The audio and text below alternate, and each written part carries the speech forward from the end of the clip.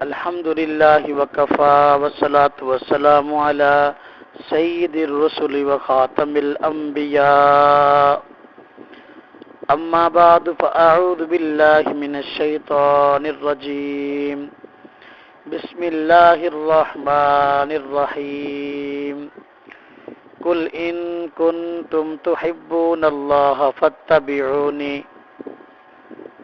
وقال رسول اللہ صلی اللہ علیہ وسلم لا يؤمن احدكم حتى اكون احب الیہ من والده وولده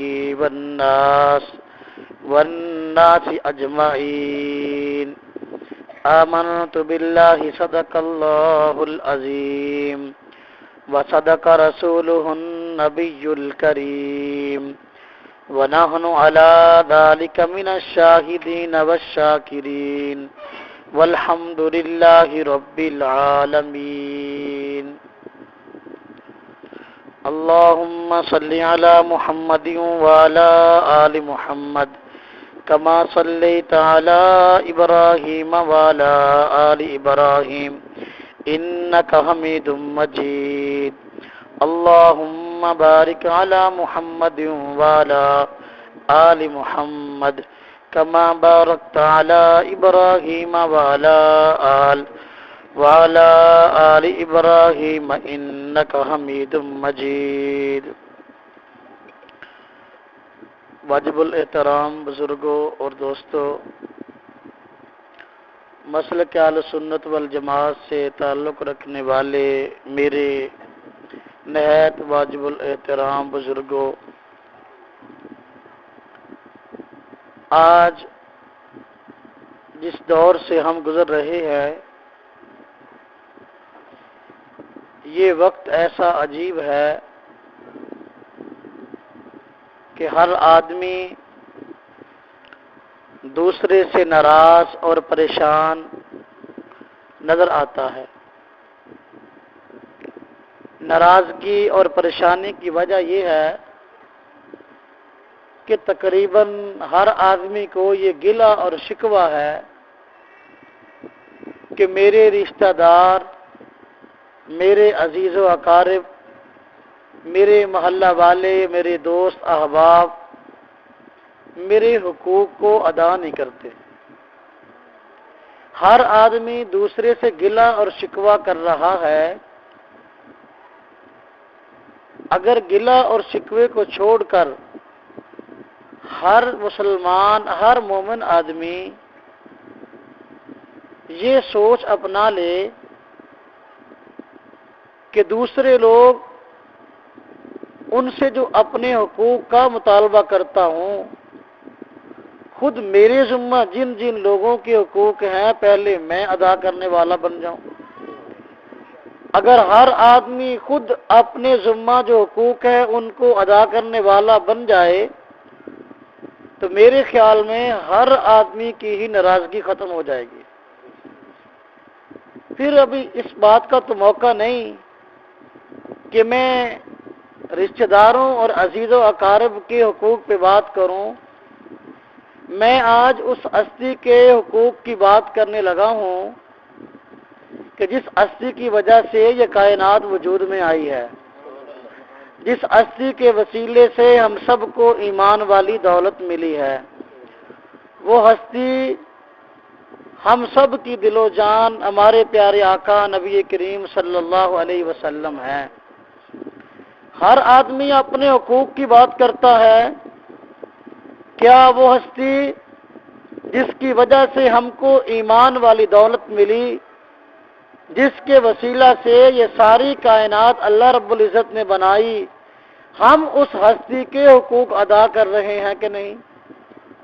سب سے پہلے اس ہستی کے حقوق پر غور کرنے کی ضرورت ہے اور ان کے حقوق کو ادا کرنے کی ضرورت ہے۔ اگر ہم ان کے حقوق کو ادا کرنے والے بن جائیں تو میرے خیال میں دنیا میں دوسرے افراد کے حقوق کو ادا کرنا بھی آسان ہو جائے گا۔ جب یہ بات ہر مسلمان جانتا ہے کہ جس طرح عزیز و اقارب کے کچھ حقوق ہیں، رشتہ داروں کے کچھ حقوق ہیں، دوست احباب کے علاقے محلے والوں کے کچھ حقوق ہیں، ہمارے آقا کے بھی کچھ ہمارے ذمہ حقوق ہیں، لیکن وہ تفصیل طلب حقوق کیا ہیں اس کے متعلق عام طور پہ مسلمانوں کو علم نہیں ہے۔ تو میں اس مختصر سے وقت میں، کیونکہ بعد میں مجلس سے ذکر بھی ہے اور جو ہے پھر نماز کا وقت بھی ہو جائے گا، مختصر وقت میں یہ بات آپ حضرات کی خدمت میں پیش کرنا چاہتا ہوں۔ ہمارے آقا مدنی کریم صلی اللہ علیہ وسلم کے ہمارے ذمہ کیا حقوق ہیں۔ ویسے تو محدثین، علماء کرام، بزرگان دین اور اسلاف نے بڑی تفصیل کے ساتھ اس پہ مستقل کتابیں بھی لکھی ہیں کہ ہمارے آقا کے ہمارے ذمہ حقوق کیا ہیں۔ میں پوری بات کو سمیٹتے ہوئے یہ بات عرض کرتا ہوں کہ 5 ایسے حقوق ہیں جو کہ ہماری ذمہ داری ہے کہ اپنے آقا کے ادا کریں۔ پہلا حق یہ ہے کہ ہم اپنے آقا مدنی کریم صلی اللہ علیہ وسلم پر ایمان لائے۔ ایمان لانے کا معنی کیا ہے؟ آپ کی شخصیت کو دوسرے انبیاء اور رسل کی طرح بلکہ اس سے بڑھ کر نبی اور رسول تسلیم کریں۔ اللہ رب العزت نے انسانوں کی ہدایت کے لیے کم و بیش 1,24,000 انبیاء، بعض روایات میں اور تعداد بھی آئی، لوگوں کی ہدایت کے لیے بھیجے ہیں۔ ہم مسلمانوں کا یہ ایمان ہے کہ حضرت آدم علیہ السلام سے لے کر نبی کریم صلی اللہ علیہ وسلم تک جتنے انبیاء علیہ السلام تشریف لائے ہیں، تمام انبیاء علیہ السلام کی نبوت اور رسالت اور ان پر اترنے والی وحی کو ماننا ہمارے ایمان کا حصہ ہے۔ اگر کوئی انسان حضرت آدم علیہ السلام سے لے کر ہمارے پیارے پیغمبر صلی اللہ علیہ وسلم تک کسی ایک بھی نبی اور رسول کی نبوت اور رسالت کا انکار کرے، وہ مسلمان نہیں ہے۔ جہاں حضرت آدم کی نبوت کو ماننا ضروری ہے، حضرت عیسیٰ، حضرت موسیٰ، حضرت نوح، سب انبیاء کی نبوت اور رسالت پر ایمان رکھنا ضروری ہے۔ اپنے پیارے آقا مدنی کریم صلی اللہ علیہ وسلم کی نبوت اور رسالت پر ایمان رکھنا بھی بے حد ضروری ہے۔ جس طرح دوسرے انبیاء اس کائنات میں آئے لوگوں کی ہدایت کے لیے، اللہ رب العزت نے ان انبیاء پر وہی کتابیں اور صحیفے اتارے۔ ہم ان کتابوں اور صحیفوں کو سچا مانتے ہیں، جو شریعت وہ لے کر آئے ہم اس کو سچا مانتے ہیں۔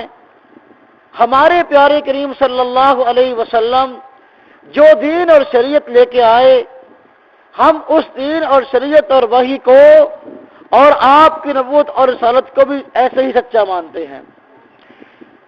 نبی کریم صلی اللہ علیہ وسلم کو اللہ رب العزت نے نبی اور رسول ہی نہیں بنایا، بلکہ تمام انبیاء اور رسل کا امام بھی بنایا۔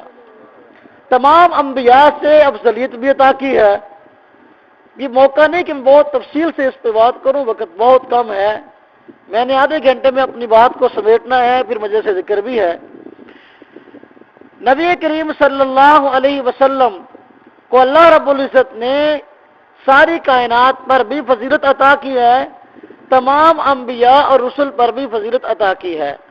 خود قرآن کریم میں اللہ رب العزت نے فرمایا تلک الرسل فضلنا بعضهم علی بعض، انبیاء علیہ السلام کی جماعت میں سے ہم نے ایک کو دوسرے پر فضیلت دی یا بعض کو بعض پہ فضیلت دی، یہ تسلیم شدہ بات ہے۔ نبی کریم صلی اللہ علیہ وسلم نے اپنے پیارے فرمانات میں یہ بات بڑی تفصیل کے ساتھ ذکر فرمائی ہے، کن کن باتوں میں مجھ کو دوسرے انبیاء پر فضیلت حاصل ہے۔ جیسا کہ ایک حدیث میں آپ نے فرمایا کہ مجھ کو اللہ رب العزت نے دوسرے انبیاء پر 6 وجہ سے فضیلت عطا کی ہے. دوسری احادیث پہ اور بھی بہت سی فضیلتوں کا تذکرہ ہے. تو ایک مسلمان کے ذمہ یہ ضروری ہے کہ اپنے آقا پر ایمان لائے، ان کی نبوت اور رسالت کو سچا سمجھے، ان پر اترنے والی وحی کو اللہ کا کلام سمجھے.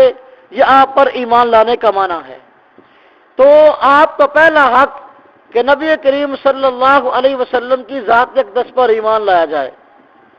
آپ کا دوسرا حق یہ ہے کہ نبی کریم صلی اللہ علیہ وسلم کی لائی ہوئی پیاری شریعت اور آپ کی پیاری زندگی، اس کا ہر مسلمان مطالعہ کرے کہ ہمارے پیارے کریم صلی اللہ علیہ وسلم کی مبارک زندگی تھی کیا.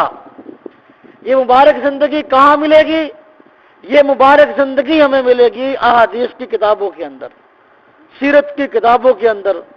نبی کریم صلی اللہ علیہ وسلم دنیا کے مقتداؤں میں اس وقت وہ واحد شخصیت ہیں کہ جن کی سیرت طیبہ، مبارک زندگی اتنی تفصیل کے ساتھ لکھنے والوں نے لکھی، بیان کرنے والوں نے لکھی ہے، بیان کرنے والوں نے بیان کی ہے کہ کائنات میں کوئی بھی شخصیت بڑی کسی بھی مذہب کی موجود نہیں ہے جس کے اس قدر تفصیلی حالات موجود ہوں. 1,00,000 سے زیادہ حضرات ایسے تاریخ میں موجود ہیں جنہوں نے ہمارے پیارے پیغمبر صلی اللہ علیہ وسلم کی مبارک سیرت کو اور مبارک زندگی کو لوگوں کے سامنے ذکر کیا ہے. ہمارے پیارے آقا کی پوری زندگی خلوت کی، جلوت کی، گھر کی، بازار کی، مسجد کی ساری زندگی کو آپ سے امت کے بہترین افراد، محدثین، مفسرین، اسلاف، بزرگان دین نے جمع کر دیا ہے. آج دوسرے مذاہب کے ماننے والے موجود ہیں، حضرت عیسیٰ کے ماننے والے بھی ہیں، حضرت موسیٰ کے ماننے والے بھی ہیں. دوسرے مذاہب والے، خواہ وہ ہندو مذہب والے ہوں یا سکھ مذہب کو ماننے والے ہوں یا دنیا کے کسی اور مذہب سے تعلق رکھنے والے ہوں، ان کی مقدس شخصیات موجود ہیں. لیکن کوئی بھی مذہب والا اپنے مقتدا کے اس قدر تفصیلی حالات پیش نہیں کر سکتا جس قدر تفصیلی حالات الحمدللہ ہمارے اسلاف نے آقا مدنی کریم صلی اللہ علیہ وسلم کی جمع کیے ہیں. تو آپ صلی اللہ علیہ وسلم کی مبارک زندگی، اس کو پڑھنا ایک مسلمان کے ذمہ ضروری ہے. اپنے آقا کی زندگی کو پڑھے گا تو پھر اگلے مسائل اس کی زندگی کے حل ہوں گے. تو آپ کا دوسرا حق امت مسلمہ پر یہ ہے کہ آپ کی مبارک زندگی اور آپ کی لائی ہوئی شریعت کا مطالعہ کریں. نمبر 3، تیسرا حق نبی کریم صلی اللہ علیہ وسلم کا اپنی امت پر کیا ہے؟ تیسرا حق یہ ہے کہ جو دین اور شریعت اور آپ کی مبارک سنتیں اور آپ کا طریقہ ہمارے مطالعے میں آیا، بزرگان دین نے بیان کیا، حدیث کی اور سیرت کی کتابوں میں لکھا، اس پر ہم سب نے عمل کرنا ہے. اس لیے کہ اللہ رب العزت نے آپ کو بھیجا ہی دنیا میں اس لیے کہ لوگ آپ کی طرف دیکھ کر رہنمائی حاصل کریں، آپ کو اپنے ہر معاملے کے اندر نمونہ تسلیم کریں. قرآن کریم میں اللہ رب العزت نے ارشاد فرمایا لقد کان لکم فی رسول اللہ اسوۃ حسنہ، اے مسلمانوں آقا مدنی کریم صلی اللہ علیہ وسلم کی زندگی تمہارے لیے بہترین نمونہ ہے. اب ظاہر بات ہے یہ بہترین نمونہ ہم نے اس پہ عمل کرنا ہے تو پہلے اس کو پڑھیں گے، بزرگان دین اسلاف سے سنیں گے، اس کے بعد ہم نے اس پہ عمل کرنا ہے. قرآن کریم میں اللہ رب العزت نے ارشاد فرمایا آقا مدنی کریم صلی اللہ علیہ وسلم کو مخاطب فرماتے ہوئے قل، آپ فرما دیجئے ان کنتم تحبون اللہ فاتبعونی، اگر تم کو اپنے رب سے محبت ہے تو پھر میری اتباع کرو، میری پیروی کرو. میری پیروی کرو گے تو پھر تمہیں جو ہے اللہ رب العزت بھی محبوب بنا لے گا. اللہ کی محبوبیت کے لیے، اللہ کے ہاں برگزیدہ بننے کے لیے یہ شرط ہے کہ لوگ میری پیروی کو کریں. اب یہ نبی کریم صلی اللہ علیہ وسلم کا تیسرا حق ہے کہ ہم آپ کی لائی ہوئی شریعت پر عمل کریں۔ اب میں اس میں اگر تفصیل سے بات کروں کہ اتباع کیا چیز ہے، وقت بہت گزر جائے گا، صرف اشارتاً بات عرض کروں۔ اتباع کا اصل حاصل یہ ہوتا ہے کہ انسان کو جس شخصیت پر اعتماد ہے، آنکھیں بند کرتے ہوئے اپنی عقل کو استعمال کیے بغیر اس پہ عمل کرتا چلا جائے، اس کا نام اتباع ہے۔ عربی میں ایک لفظ ہے طبی اور طبیعہ۔ طبی اور طبیعہ کسے کہتے ہیں؟ یہ جانور کے اس چھوٹے ناسمجھ بچے کو کہتے ہیں جو اپنی ماں کے ساتھ لگا رہتا ہے۔ اس کی ماں اگر قلعے پہ بندھی ہوئی ہے تو وہ بندھا ہے، ماں اگر قلعے کو توڑا کر بھاگ گئی ہے بچہ بھی پیچھے جاتا ہے، ماں اگر کھیت کے اندر گھس گئی ہے وہ بچہ بھی کھیت کے اندر گھس جاتا ہے، ماں اگر روڈ پہ آ گئی ہے بچہ بھی پیچھے روڈ پہ آتا ہے۔ کتنی مرتبہ ایسا دیکھا گیا، ماں روڈ پہ آئی اور وہ کسی گاڑی کے نیچے آ گئی، بچہ بھی اس کے پیچھے گاڑی کے نیچے آ گیا۔ بچہ نہیں دیکھتا میری ماں کہاں جا رہی ہے، میری ماں کیا کر رہی ہے، وہ یہ دیکھتا ہے کہ میری ماں کہاں جا رہی ہے، میں نے اس کے پیچھے جانا ہے، وہ چاہتا ہے۔ اس کا نام اتباع ہے۔ طبی اور طبیعہ جانور کے اس چھوٹے بچے کو کہتے ہیں جو کہ بغیر سوچے سمجھے اپنی ماں کے پیچھے چلتا ہے۔ آج وہ سارے لوگ اپنی عقل کو استعمال کرتے ہوئے، اپنی سمجھ اور فکر کو استعمال کرتے ہوئے کہتے ہیں ہم شریعت کے اس حکم کو مانیں گے، جو ہماری عقل میں آئے گا، جو ہماری عقل میں نہیں آئے گا ہم نہیں مانیں گے۔ نہ، ہمارے پیارے پیغمبر صلی اللہ علیہ وسلم جس کام کو کر گئے، جس شریعت کو دے گئے، وہ شریعت الحمدللہ ہر اعتبار سے بہترین ہے۔ ہماری عقل میں آئے تب بھی اچھی ہے، عقل میں نہ آئے تب بھی اچھی ہے۔ اس لیے ہمارے پیارے پیغمبر صلی اللہ علیہ وسلم کی مبارک زندگی، مبارک شریعت، اس پر عمل کرنا ہم تمام مسلمانوں کا حق ہے اور ضروری ہے۔ کتنے حق ہو گئے؟ 3۔ نمبر 4، نبی کریم صلی اللہ علیہ وسلم کا ہم سب پہ چوتھا حق یہ ہے کہ آپ کے ساتھ محبت اور عقیدت رکھی جائے، یہ آپ کا حق ہے۔ ہمارے 2 بڑے مرکز ہیں، ایک کا نام بیت اللہ ہے، ایک کا نام روضہ رسول ہے۔ بیت اللہ عبادت کا مرکز ہے اور نبی کریم صلی اللہ علیہ وسلم کا روضہ عقیدت کا مرکز ہے۔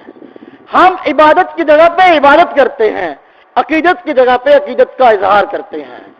نبی کریم صلی اللہ علیہ وسلم کا ہمارے ذمہ حق کہ ہم آپ سے محبت کریں۔ اس محبت کرنے میں بہت ساری چیزیں آ جائیں گی جن کو تفصیل کے ساتھ ذکر کرنا تو اس وقت جو ہے وہ وقت نہیں ہے، صرف میں چند باتوں کی طرف اشارہ کروں۔ محبت میں کون کون سی چیزیں داخل ہیں؟ نمبر پہلی بات یہ ہے کہ نبی کریم صلی اللہ علیہ وسلم سے محبت کی نشانی یہ ہے جس مسلمان کے سامنے پیارے آقا مدنی کریم صلی اللہ علیہ وسلم کا نام نامی آئے، آپ کا تذکرہ ہو تو آپ کی ذات مبارک پر درود و سلام پڑھے، آپ کی ذات مبارک پر کیا پڑھے؟ صلاۃ و سلام پڑھے۔ یہ آپ کی ذات کا حق ہے۔ نبی کریم صلی اللہ علیہ وسلم نے اس شخص کے خلاف بد دعا کی ہے جس کے سامنے آقا مدنی کریم صلی اللہ علیہ وسلم کا تذکرہ آئے وہ آپ پہ صلاۃ و سلام نہ پڑھے۔ صلاۃ و سلام کے بہت فضائل ہیں، ہم علماء سے سنتے رہتے ہیں۔ میں بہت احادیث نہیں، ایک حدیث کی طرف اشارہ کرتا ہوں۔ نبی کریم صلی اللہ علیہ وسلم نے ارشاد فرمایا جو مجھ پر 1 مرتبہ درود و سلام پڑھتا ہے، فرمایا کہ اس کے 10 گناہ معاف ہوتے ہیں، فرمایا 10 رحمتیں اللہ کی اس پہ نازل ہوتی ہیں اور اس کے 10 درجات بلند ہوتے ہیں 1 مرتبہ درود شریف پڑھنے کی وجہ سے۔ اب جو نبی کریم صلی اللہ علیہ وسلم کے مبارک تذکرے کے وقت جب آپ کی ذات یاد آئے صلاۃ و سلام پڑھے، پتہ نہیں کتنی رحمتوں کے خزانے جو ہے وہ اپنے اندر حاصل کر لے گا۔ تو آپ کے ساتھ محبت کا پہلا ثبوت یہ ہے آپ کا نام نامی آئے تو آپ پر صلاۃ و سلام پڑھنا ہے۔ جس مجلس میں نبی کریم صلی اللہ علیہ وسلم کا نام نامی آئے اس مجلس میں جتنی مرتبہ آپ کا نام لیا جائے بہتر تو یہ ہے کہ اتنی مرتبہ صلاۃ و سلام پڑھ لیا جائے صلی اللہ علیہ وسلم۔ لیکن کم از کم محدثین لکھا ہے جس مجلس میں آپ کا نام نامی آئے 1 مرتبہ صلاۃ و سلام پڑھنا واجب ہے، 1 مرتبہ صلاۃ و سلام پڑھنا واجب ہے صلی اللہ علیہ وسلم۔ اب یہ نبی کریم صلی اللہ علیہ وسلم سے محبت کی علامت ہے۔ اسی طرح آپ سے محبت کی علامات میں بہت ساری وہ چیزیں بھی داخل ہیں، وہ افراد بھی داخل ہیں جن کو آپ کی ذات کے ساتھ نسبت ہے۔ جس چیز کو آپ کی ذات کے ساتھ نسبت ہے اس کا تذکرہ بھی ثواب ہے، اور اس کے ساتھ محبت رکھنا نبی کریم صلی اللہ علیہ وسلم کے ساتھ محبت کی علامت ہے۔ میں اس پہ دوسری چیز عرض کرتا ہوں محبت کی علامات میں۔ ہمارا اہل سنت والجماعت کے نظریہ اور عقیدہ ہے کہ نبی کریم صلی اللہ علیہ وسلم اپنے روضہ اطہر میں جس جگہ آرام فرما ہے، آپ کے جسم مبارک کے ساتھ جو مٹی لگی ہے، یہ مٹی کائنات کی ہر چیز سے افضل ہے۔ کائنات کی ہر چیز سے کیوں؟ اس لیے کہ اللہ رب العزت کی ذات خالق ہے، اللہ پاک کے علاوہ ہر چیز مخلوق ہے۔ مخلوقوں میں اللہ پاک نے سب سے افضل مخلوق ہمارے پیارے نبی کریم صلی اللہ علیہ وسلم کو بنایا ہے۔ جب سب سے آپ افضل ہیں، افضل چیز کے ساتھ جو چیز لگ جاتی ہے وہ بھی افضل ہو جایا کرتی ہے۔ دیکھیں قرآن کریم ہے، آپ کے پاس مسجد میں موجود ہے، گھروں میں موجود ہے۔ جب قرآن کریم آپ نے اپنے پاس رکھا، بازار سے خریدا، دکان سے خریدا، اس کا ہدیہ دیا، اپنے گھر میں لے آئے، جب تک کپڑا اس قرآن کریم پر چڑھا نہیں تھا، غلاف اس قرآن کریم پر چلا نہیں تھا، اس کپڑے کی کوئی قدر و قیمت نہیں تھی۔ وہ انسان کے جسم پر بھی بچھتا تھا اور وہ انسان کے لیے طور بیڈ کے استعمال ہوتا تھا، وہ کپڑا اور دوسرے اغراض کے لیے استعمال ہوتا تھا۔ لیکن جب ایک کپڑے سے قرآن کریم کا غلاف سی دیا گیا، اب وہ قرآن کریم کے ساتھ اس کی نسبت ہو گئی ہے، اس کا ادب و احترام بھی ایسا ہی ہے جیسا کہ قرآن کریم کا۔ ایسے ہی ہے نا؟ کوئی مسلمان یہ بات گوارا کر سکتا ہے قرآن کریم کو نیچے گرا دے؟ نہیں۔ جس طرح اس کا ادب ہے تو چونکہ اس غلاف کی نسبت ہو گئی اس قرآن کریم کے ساتھ، اس لیے اس قرآن کریم کے ساتھ لگے ہوئے غلاف کا بھی یہی ادب ہے۔ ہمارے پیارے آقا صلی اللہ علیہ وسلم کے روضہ اطہر میں آپ کے جسم مبارک کے ساتھ جو مٹی لگی ہے، ہم اس کے متعلق کہتے ہیں اہل سنت والجماعت کا عقیدہ نظریہ ہے یہ کائنات کی ہر چیز سے افضل ہے، کیونکہ آپ افضل ہیں، آپ کے ساتھ اس چیز کی نسبت ہوئی ہے، وہ سب سے افضل ہے۔ تیسری چیز میں عرض کروں، نبی کریم صلی اللہ علیہ وسلم کے ساتھ نسبت ان افراد کو بھی ہے جو آپ کی آل اولاد ہے کہ نہیں؟ ایک اولاد ہماری ہے، آپ کی ہے، ہمیں اپنی اولاد سے محبت ہے کیونکہ ہمارا خون ہے، ہم نے ان کی تربیت کی ہے، ہم نے ان کی پرورش کی ہے، ہمارے ساتھ جو ہے ان کے ایام گزرے ہیں، طبی طور پر ہمیں ان کے ساتھ محبت ہے۔ معاشرے کے اندر ہمیں ہر وہ آدمی اچھا لگتا ہے جو ہماری آل اولاد کے ساتھ محبت رکھے۔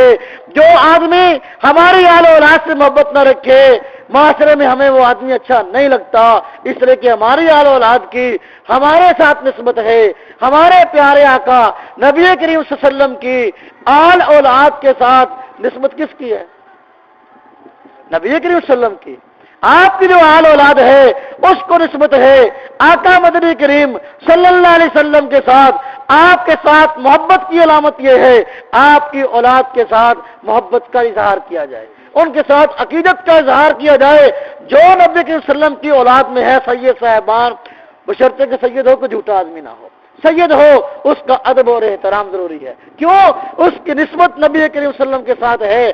آپ کی اولاد میں حضرت حسنین ہو یعنی حضرت حسن ہو، حضرت حسین ہو، خواہ آپ کی بیویاں حضرت عائشہ صدیقہ رضی اللہ تعالی عنہا ہو، حضرت حفصہ ہو، جو آپ کے گھر والے، آپ کے بچے، آپ کے آل اولاد ہے، ان سے محبت کرنا نبی کریم صلی اللہ علیہ وسلم کے ساتھ محبت ہے اور یہ آپ کا حق ہے۔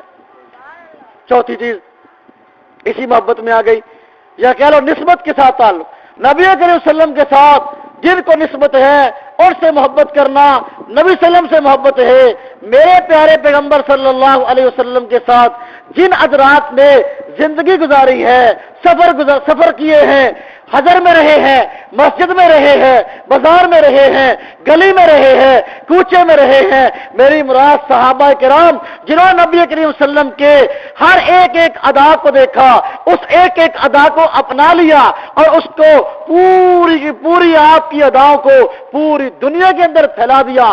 آج جو ہم مسلمان ہیں یہ کس کا صدقہ ہے؟ یہ کس کی محنت ہے؟ یہ صحابہ کرام کی محنت ہے، صحابی صحبت سے ہے، انہوں نے میرے پیغمبر کی صحبت اختیار کی ہے، آپ کے ساتھ محبت کا ثبوت دیا، آپ کی اداؤں کو اپنایا، آپ کے دین کو پوری دنیا میں پھیلایا۔ جو دین میرے پیغمبر صلی اللہ علیہ وسلم لے کے آئے ہیں اس دین کو پوری دنیا کے اندر پھیلا دیا۔ آپ کے ساتھ سچی محبت کی نشانی تھی کہ صحابہ کرام کو ہمارے پیارے کریم صلی اللہ علیہ وسلم کے ساتھ بڑی محبت تھی، اس لیے ان کے ساتھ محبت کرنا ایک مومن آدمی کے ایمان کا سیوا ہے اور ہمارے پیغمبر صلی اللہ علیہ وسلم کا حق ہے۔ خیر، یہ چار چیزیں ہو گئی آپ کے ساتھ محبت کے تعلق میں، اگرچہ غور فکر کرنے سے بہت ساری چیزیں اور بھی ذکر کی جا سکتی ہیں۔ آپ کے ساتھ محبت کی علامت یہ ہے، آپ پانچویں چیز یہ سن لیں کہ آپ کے ساتھ محبت کی علامت یہ ہے کہ آپ کے ساتھ عقیدت اور احترام اور ادب والا معاملہ کیا جائے۔ انسان اپنے سے بڑے بھائی کی بے ادبی جو ہے وہ اچھی نہیں سمجھتا، اپنے باپ کی بے ادبی اچھا نہیں سمجھتا۔ جو ہمارا پیارا پیغمبر ہے بلکہ پیغمبروں کے پیغمبر ہیں، ان کی بے ادبی اور گستاخی کیسے جو ہے وہ گوارا کرے گا؟ ایک مومن آدمی گوارا نہیں کر سکتا۔